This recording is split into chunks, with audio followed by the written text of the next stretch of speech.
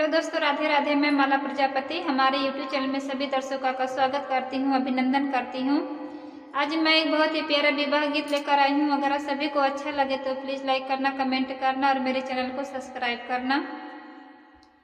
मोरे पिछुआरे वाला वंगिया के पेड़ वाला वंगिया के पेड़ वायर लावेंगा फूल लकाचे नार रे लालनेवा। अरे लावेंगा फूल लकाचे नार रे लालनेवा।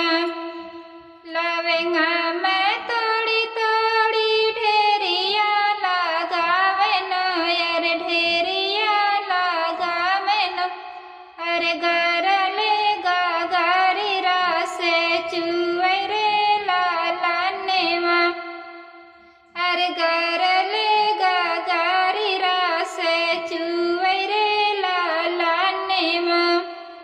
वही रे ही रसक में चुनरी रंगावेन यार चुनरी रंगावेन। अरे चुनरी भाईली चटकार रे लालनेवा। अरे चुनरी भाईली चटकार रे लालनेवा। चुनरी पहिरी हम सुतलियो सारे मायर सुतलियो सारे मा। अरे चोरे बाजे झाकी झुकी लगावे रे लालनेवा। अरे चोरे बाजे झाकी झुकी लगावे रे लालनेवा। किया तू ही चोरवा झाकी झुकी लगावेला यार झाकी झुकी लगावेला।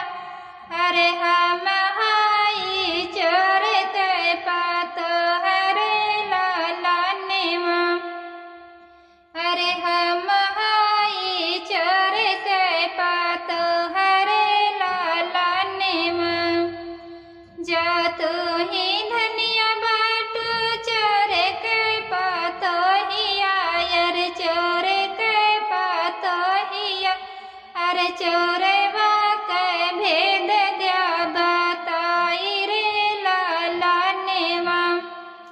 अरे चोरे के भेद द्या बताई रे लालनेवा। ससुर लूटन गैया से भाई सिया यार गैया से भाई सिया। अरे जेठ लूटन सोना चांदी रे लालनेवा। अरे भसुर लूटन सोना चांदी रे लालनेवा। लास्ट वाला जरूर सुनिएगा दोस्तों, थोड़ा सा हंसी मजाक वाला गीत है। देवरू तलू